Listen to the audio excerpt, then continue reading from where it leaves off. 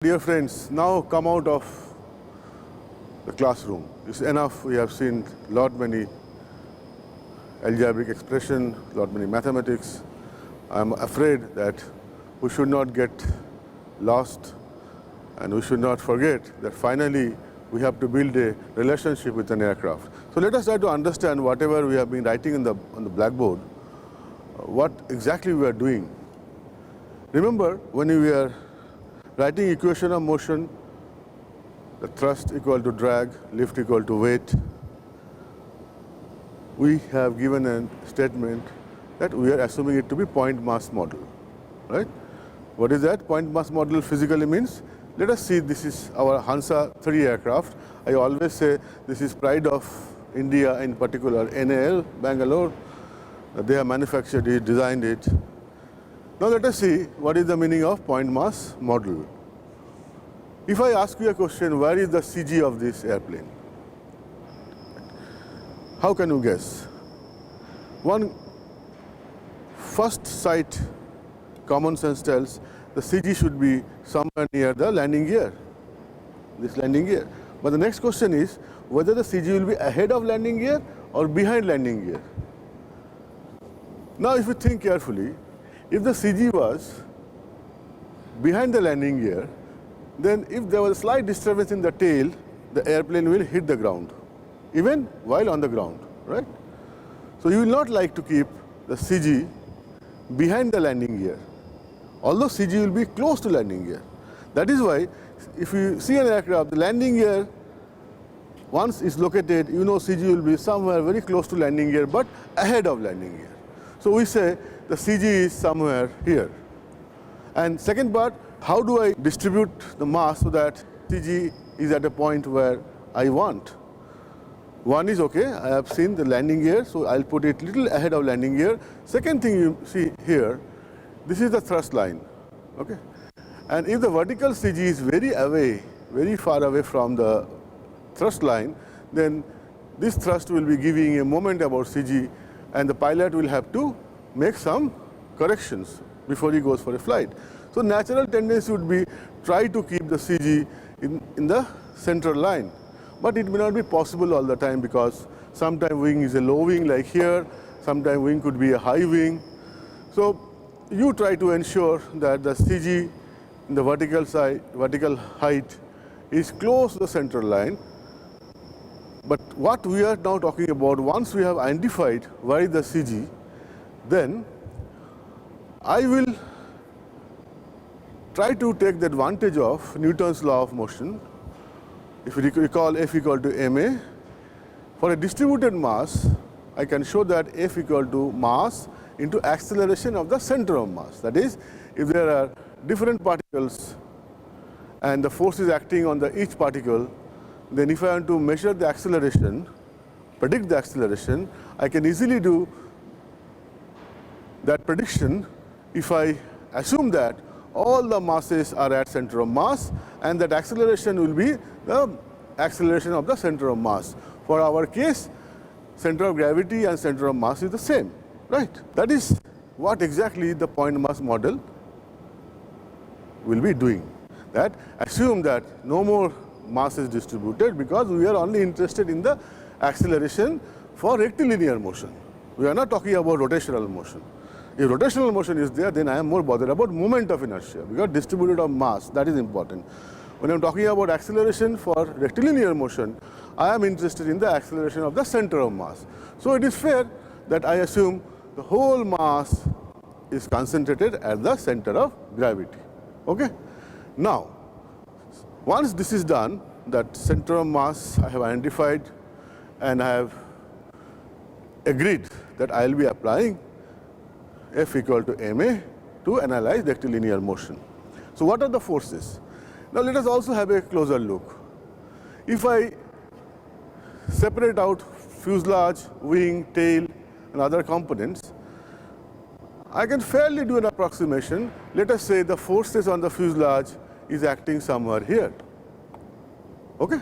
At the lift, I am talking about the lift part. Similar drag will be acting like this, depending upon velocity direction. Do not forget, lift will be perpendicular to the velocity and drag will be opposing the velocity. Okay?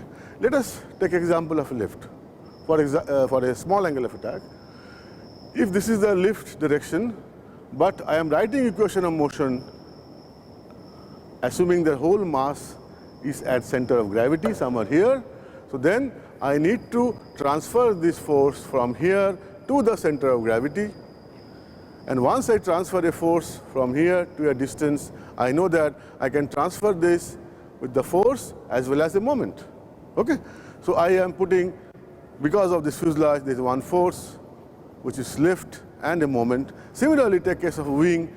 So there will be a force, lift force. I again transfer it with a moment to the CG. Similarly, from the horizontal tail, all those forces which were acting at different point of location, I am transferring them to CG with force and moment.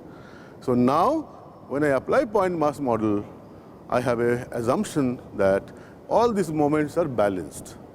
And in practice, how they are balanced? They are balanced by design, by a configuration design. And addition, you can use elevator, trimmer, etc., to make all those things moments are balanced. So now, when I am analyzing the cruise, I am very clear that whole mass of the aircraft is a center of gravity, and net force I have calculated by transferring them from different components, and then I am now resolving those forces and finding accelerations, and if it is a non-accelerated or unaccelerated flight, I am putting that 0 and going step by step whatever is required, right? So that is what is typically the point mass model. But when I say this typically, when I am talking about forces separately on fuselage, on wing, on horizontal tail, and going and trying to add them with a lot of care that I know there is an interference effect, right? This method is called component build-up method. That is, you find out the component and then add. But in actual practice, what will happen, you will like to find the overall pressure distribution over the whole airplane, and then find out the resultant forces, and find out where they are actually acting, and then try to transfer them to CG. Typically, we use CFD, computational fluid dynamics, or second stage, what we do, we try to go for a wind tunnel testing and find out the pressure distribution or find the forces acting through the balances. There is a balance which will measure forces and moment. Okay, that is a matter of detail. This is the basic background when we are talking about equation of motion and point mass model. Right? Before I stop discussion on this, please also understand we have also shown you that over the wing, if I try to represent where should the lift will act or CL will act, then I know that it should be at the quarter chord point. That is, I take this chord and act 25% from leading edge. So I'll say this is my CL, location is here. Okay? So these are the things which need to be kept in mind. So similar thing will happen on the other side, and we will define something called mean aerodynamic chord. You will see as we develop this course. But at this point, it is important to understand what is the meaning of point mass model, and how the forces are transferred, and what is the effect of that. Okay, up to this point, this is fine. But let us go back to George Calais. When George Calais told us that yes, and he was pioneer in making us understand that if there is an angle between the plate and the velocity vector, there will be lift. There is a plate and there is a velocity vector, there is a reaction, and component of that is lift, one is drag. This is fine. But when you try to go deep into it, how this lift depends on the environment or the geometric dimensions of the wing or the flat surface, then we have to understand few things little more deeper. Let us see what happens if a flow is passing over this wing surface.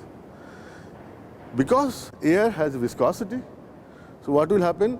The layer, the particles which are just on the surface, they will get stuck to this surface because of property of viscosity.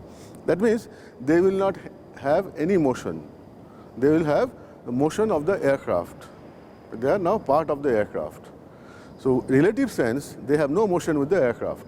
However, as I go higher and higher, the influence of this viscosity via the wing surface gets diminished. So at some point, it regains its, let's say, regains its velocity. So that boundary layer thickness could be, it's not a huge boundary layer for the wing, but it depends upon something which I call Reynolds number.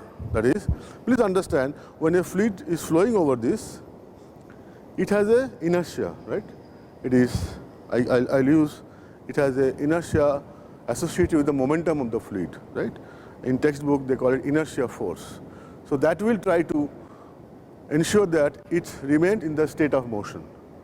However, because of viscosity, it will try to drag it, try to discourage that motion. So now, who will dominate?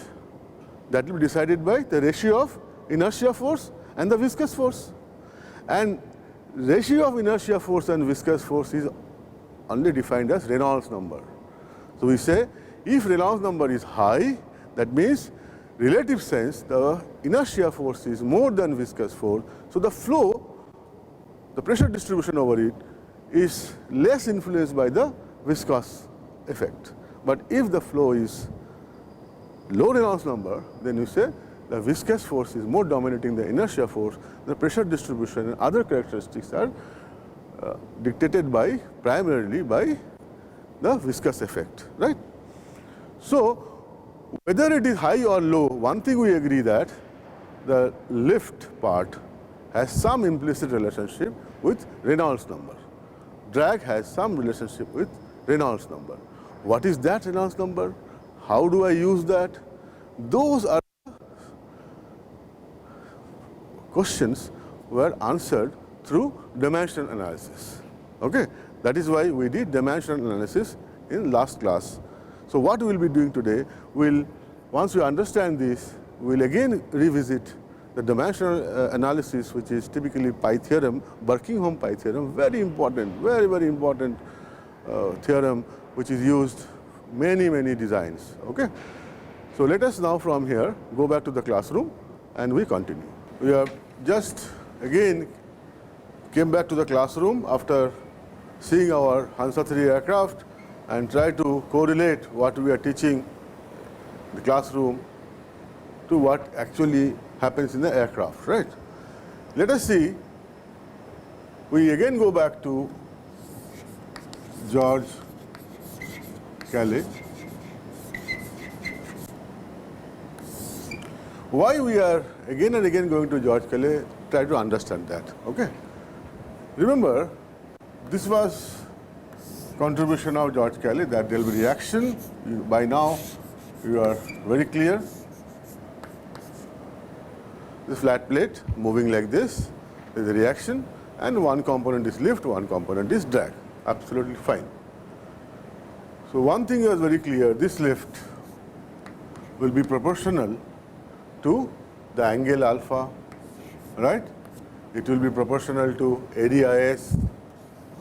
It will be proportional to velocity, density, then shape, then maybe viscosity,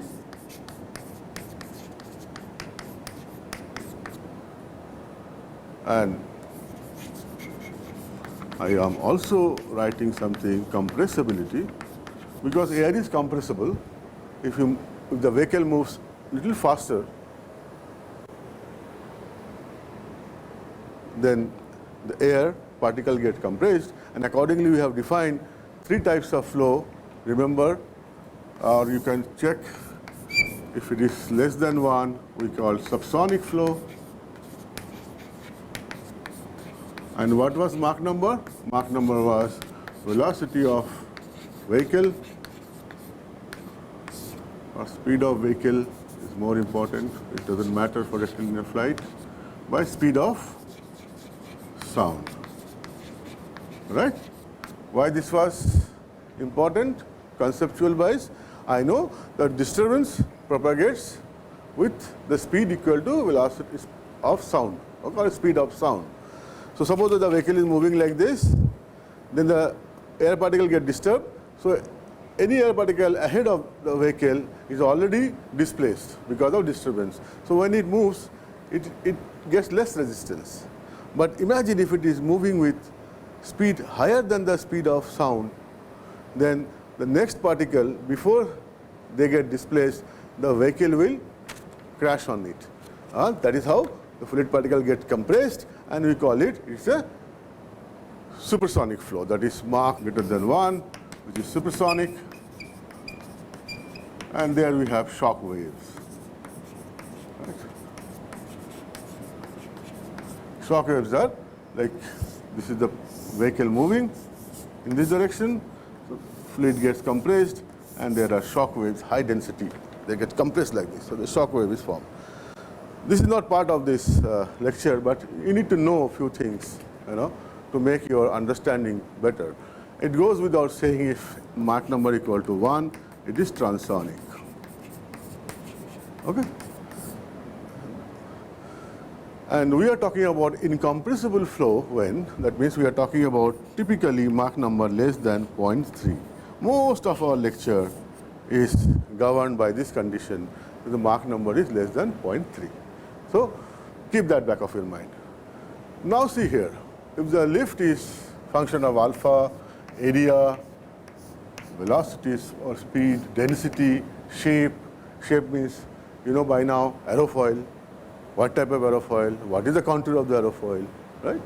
Then viscosity and compressibility, okay? Now imagine if I want to create a database where I need to know what is the lift for given area S. What I have to do? I have to go to a wind tunnel and I will conduct a test, put that wing, conduct a test, and keep alpha, V, rho, all these things same, but I'll go on changing S. Correct? Similarly, if you want to know what is the effect with V, I will keep other variables same and go on changing speed inside the tunnel. Like that, I'll be doing similar thing for all the parameters. So it becomes a Herculean task, right? Very difficult to scale it up, okay, or scale it down. That is, I am very much restricted by the amount of testing required to really capture the model. That is where the use of dimensional analysis helped. This is typically using Buckingham pi theorem, right? If you get a chance, go do internet surfing and read something more about it. In that, what we did, we said, let us identify lift as function of, let's say, V, rho, S, A, and mu. Mu is the coefficient of viscosity.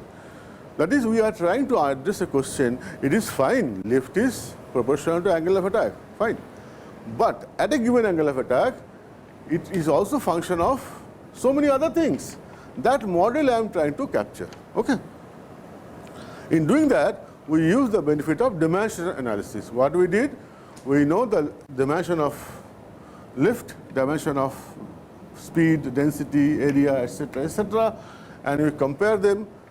Before doing that, we wrote L equal to Z, V to the power A, rho to the power B, S to the power D, A to the power E, and mu to the power F.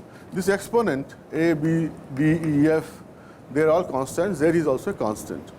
Then what we did, we compare the dimension of left-hand side and dimension of right-hand side. Form some equation to get finally very important result as lift equal to Z rho V square S A by V to the power E and mu by rho V S to the power half to the power F, and we identified that mu by rho V S to the power half is 1 by Reynolds number, and Reynolds number we know that it is ratio of inertia to viscous force.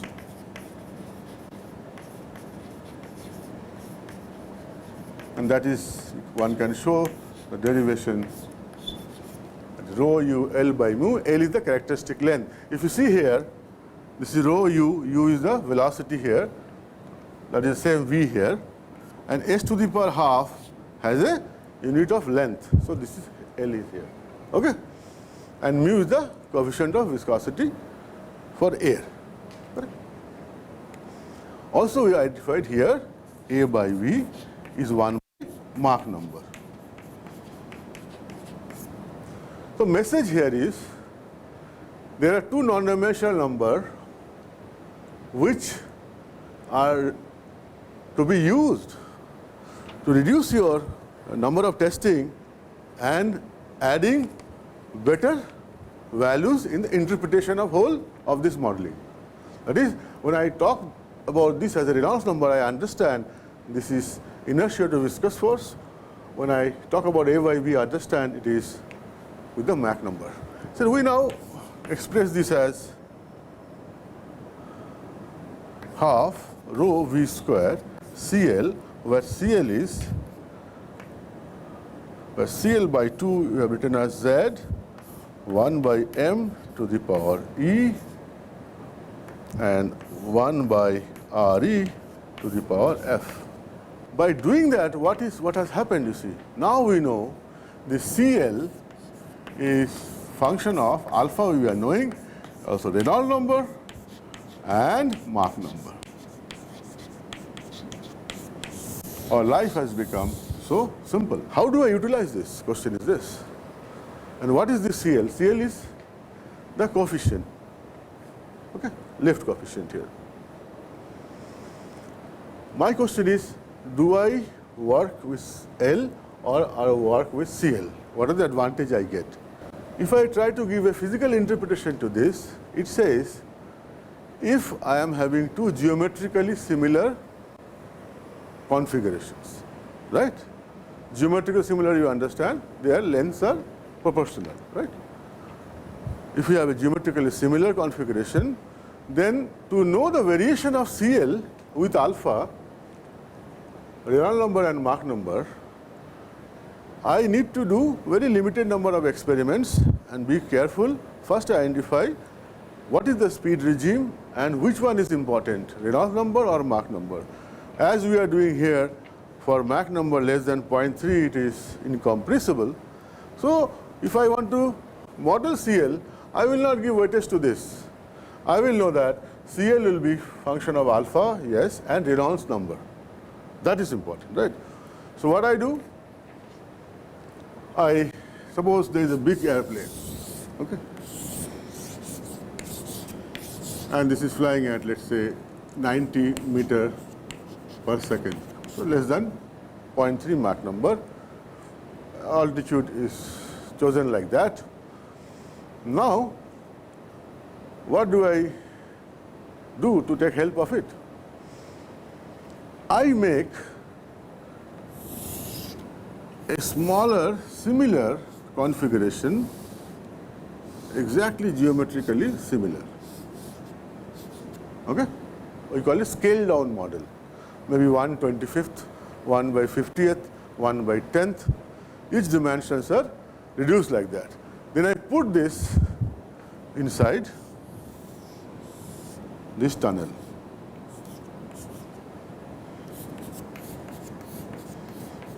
I want to generate CL versus function of alpha.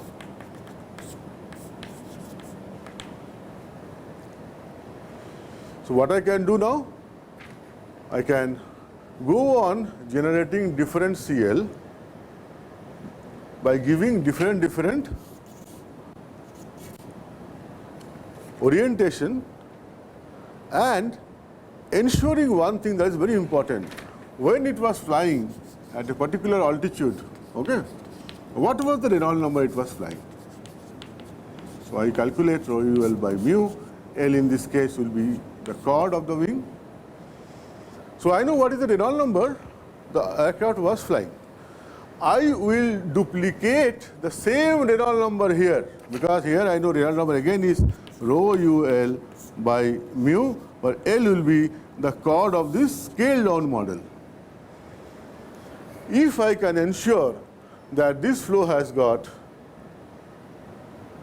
such a speed density combination that Reynolds number experienced by this body is exactly same as what is the actual airplane was seeing, then if I model CL, I can generate CL as function of different Reynolds number. Okay?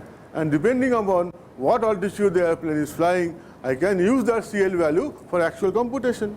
However, when I do internal testing, there are some limitations. There are some error introduced because of wall effect, because of the model may not be exactly the same, but those are secondary things. Physics is this.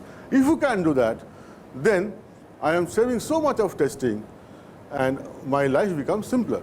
And this is the concept that if you have a geometrically similar, that is geometric similarity, and the flow dynamic similarity. That is, I am duplicating the Reynolds number. Okay, so that makes our life very simple. So we'll stop it here with a final statement. Through this pi theorem or dimension analysis, I now know that CL not only is modeled in terms of alpha, but Reynolds number and Mach number. So our approach will be, first I'll use it. Now from here I'll go to aerofoil. Okay, then aerofoil to wing, and wing to flying.